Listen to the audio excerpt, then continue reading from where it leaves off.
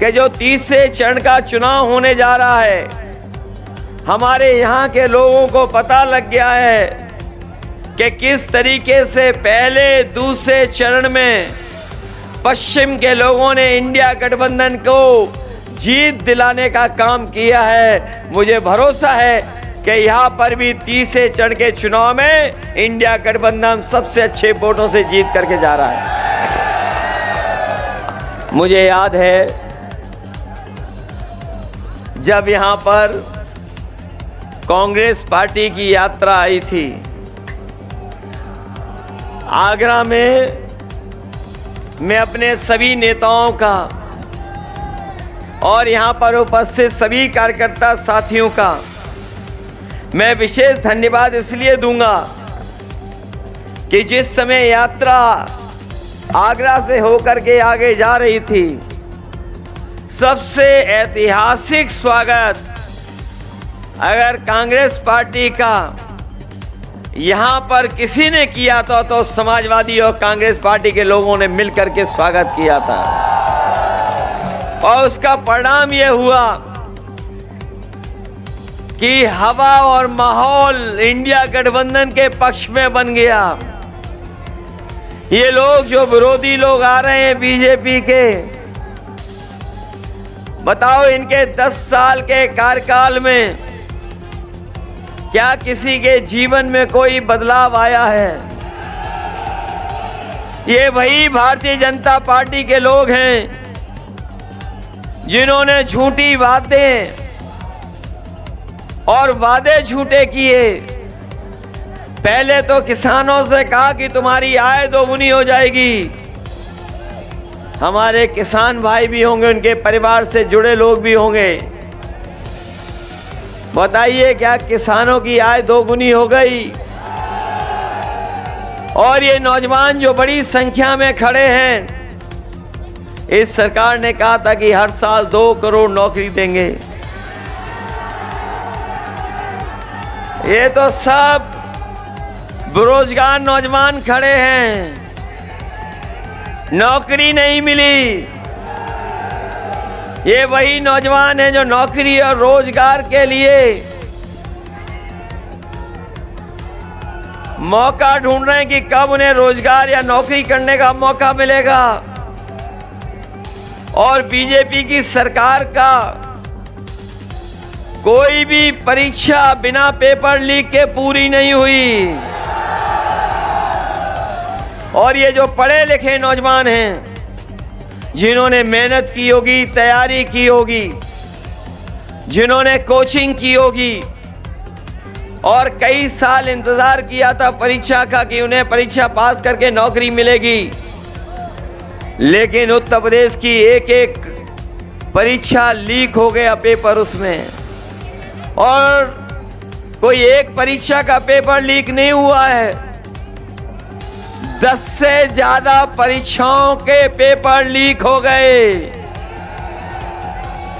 ये जो सरकार वाले हैं दूसरों को कह रहे हैं कि उन्हें गीला हो जा रहा है, न जाने क्या क्या बातें कह रहे हैं। ये बताओ इस सरकार में लीकेज कहां पर है? इस सरकार में लीकेज कहां है जो सब पेपर लीक हो रहे हैं? कहीं तो लीकेज होगा, तभी तो पेपर लीक हो रहे हैं। मैं अपने नौजवानों से कहना चाहता हूं, फार्मूला याद रखना। इस सरकार ने 60 लाख बच्चों का भविष्य छीना है। नौकरियां जिनको नहीं दी पेपर लीक से, 60 लाख बच्चे दुखी हैं, परेशान हैं, उनके भविष्य में अंधकार कर दिया पैदा। अगर 60 लाख बच्चों की परीक्षा नहीं हो पाई और अगर उनके माँ बाप को भी जोड़ दें तो एक घर में 3 वोट इनके खिलाफ हो गए। और अगर 60 लाख का हिसाब लगाएं तो पूरे उत्तर प्रदेश में 1 करोड़ 80 लाख वोट खिलाफ हैं। और यही 1 करोड़ 80 लाख को अगर हम 80 लोकसभाओं से भाग दे दें तो बताओ हर लोकसभा में 2,25,000 वोट कम हो गया कि नहीं हो गया? कहां से भरपाई करेंगे? कोई रास्ता नहीं है इनके पास। और मैं देख रहा हूं हमारे एक प्रत्याशी तो फौजी हैं, फौज के लोग भी हमें दिखाई दे रहे हैं। मैं अपने नौजवानों से कहना चाहता हूं जो तैयारी करते हैं फौज की, जो फौज की तैयारी करके फौज में भर्ती होकर के वर्दी पहन करके सीमा की रक्षा के लिए कसम खाते हैं, मैं उन नौजवानों से कहना चाहता हूं कि समाजवादी पार्टी और इंडिया गठबंधन कभी अग्निवीर जैसी नौकरी को स्वीकार नहीं कर सकता है। जब भी इंडिया गठबंधन की सरकार बनेगी, इस अग्निवीर व्यवस्था को खत्म करने का काम करेंगे।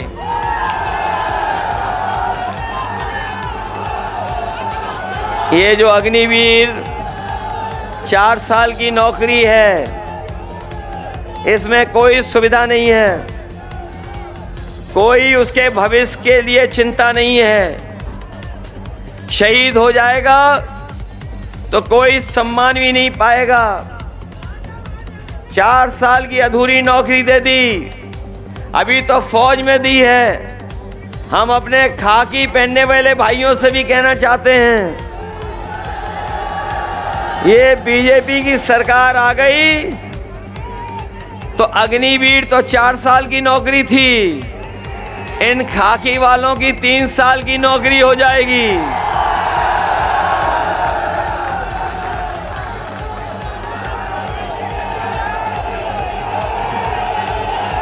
इसलिए ये भी आपका साथ देंगे, ये भी साथ देने जा रहे हैं आपका। और कभी कभी पत्रकार साथी पूछते हैं, ये कैसे कह सकते हो कि 3 साल की नौकरी हो जाएगी?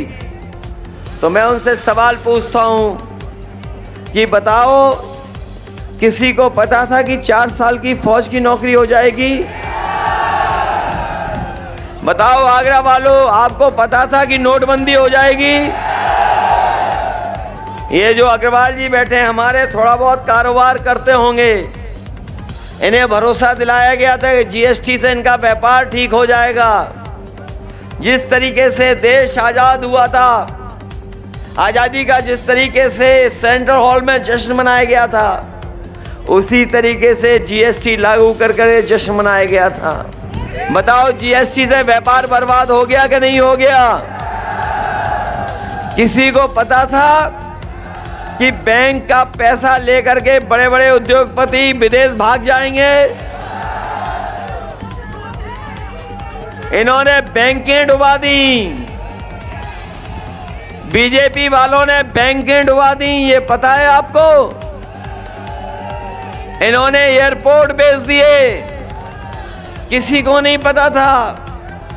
हवाई जहाज बेच दिए, किसी को नहीं पता था। पानी का जहाज का जो बंदरगाह है वो बेच दिया, किसी को नहीं पता था। टेलीफोन की कंपनी बेच दी, किसी को नहीं पता था। ये आउटसोर्स की नौकरियां आ गई सरकार में, किसी को पता था क्या? तो इसलिए सावधान हो जाओ। अभी तो इन्होंने थोड़े बहुत फैसले लिए हैं, ये सरकार में दोबारा आ गए तो हमारे संविधान को खतरा पैदा हो जाएगा। इनके लोग कह रहे हैं संविधान बदल देंगे, लेकिन इस बार उत्तर प्रदेश की जनता कह रही, जो संविधान बदलना चाहते हैं हम उन्हें बदल देंगे। ये डबल इंजन वाले लोग, ये डबल इंजन की सरकार वालों के आगरा में होर्डिंग देखे होंगे आपने। ये जो बड़ी बड़ी होर्डिंग लग गई हैं डबल इंजन वालों की, लेकिन उसमें एक इंजन गायब है। और जो चुनाव लड़ रहे हैं वो इंजन भी नहीं दिखाई दे रहा उन होर्डिंग में। ये वोट किसके लिए मांग रहे हैं, सोचिए आप। जब इन डबल इंजन की सरकार वालों पे दूसरा चेहरा होर्डिंग के लिए नहीं है, तो जनता के बीच में जब आएगा, जनता के बीच में जब ये आएंगे, तो ये अकेले होर्डिंग वाले भी गायब हो जाएंगे। हम अपने किसान भाइयों को कहना चाहते हैं कि समाजवादी और इंडिया गठबंधन सरकार बनाने जा रहा है। आप लोग मदद करें, सहयोग करें। ये जो उद्योगपतियों का कर्ज माफ हुआ है 16 लाख करोड़, ये लगभग 16 लाख करोड़ उद्योगपतियों का कर्ज माफ किया है बीजेपी ने। हम लोगों की सरकार बनेगी तो अपने किसानों का कर्ज माफ होगा, पूरा का पूरा कर्ज माफ होगा। न केवल कर्ज माफ करेंगे बल्कि अपने गरीबों को राशन भी गुणवत्ता के साथ देंगे। जो लोग साथी जानते होंगे राशन जो मिल रहा है वो किसी लायक राशन नहीं है। पिछली बार जब इन्हें वोट चाहिए था तो बताओ रिफाइंड तेल दे रहे थे, चना दे रहे थे, नमक भी दे रहे थे। बताओ अब क्या दे रहे हैं? क्या दे रहे हैं अब? इसलिए समाजवादी पार्टी ने तय किया है जिस तरीके से संपन्न लोग शहर में पैकेट का स्वादिष्ट और पौष्टिक आटा खाते हैं तो राशन को भी और राशन की गुणवत्ता को भी अच्छा करेंगे और पौष्टिक आटा के साथ साथ डाटा भी फ्री देंगे। और डाटा इसलिए फ्री दे रहे हैं क्योंकि आजकल बिना डाटा के कुछ चल ही नहीं रहा है। आजकल डाटा से ही सब कुछ हो रहा है। जो कुछ जानकारी हासिल करनी है, पढ़ाई लिखाई करनी है, अपना मोबाइल चलाना है, सरकारी जानकारी हासिल करनी हो, अपना फॉर्म भरना हो, ऑनलाइन पढ़ाई करनी हो। याद है आपको जब कोरोना था, जब स्कूल कॉलेज बंद हो गए थे, जो संपन्न लोग थे उनके घर परिवार के बच्चों का साल खराब नहीं हुआ, लेकिन गरीब परिवार के बच्चे जिनके पास साधन नहीं था, जिनके पास कंप्यूटर नहीं था, लैपटॉप नहीं था, अच्छा मोबाइल नहीं था, उनका 1 साल 2 साल चला गया। अभी बिल गेट्स आए थे और प्रधानमंत्री से बात कर रहे थे, कह रहे थे कि हम ये डिजिटल डिवाइड नहीं होने देंगे। ये टेक्नोलॉजी की वजह से जो भेदभाव पैदा हो रहा है अमीर और गरीब के बीच में, ये नहीं होने देंगे। हमें खुशी है समाजवादियों को कि एक समय पर जो हम लोगों ने लैपटॉप गरीबों को दिए थे वो आज भी चल रहे हैं। और अपने नौजवानों गूगल करके चेक कर लेना, हम लोगों ने तो 7 साल पहले दिए थे, लेकिन अमेरिका के कई शहर हैं वो अपने गरीब लोगों को सरकार की तरफ से फ्री लैपटॉप दे रहे हैं। सोचो 7 साल पहले हम लोगों ने दिया था, वो आज काम अमेरिका में हो रहा है। लेकिन इस सरकार ने समाजवादियों से नकल तो की। हमारा लैपटॉप इतना बड़ा था, इनका मोबाइल इतना हो गया। अगर ऑन करने में हम और नेताजी दिखाई देते थे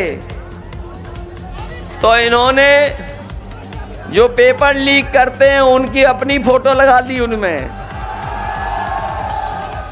और यूं उंगली घिसते रहो, चलता ही नहीं है। बताओ नौजवानों के साथ धोखा हुआ क्या नहीं हुआ?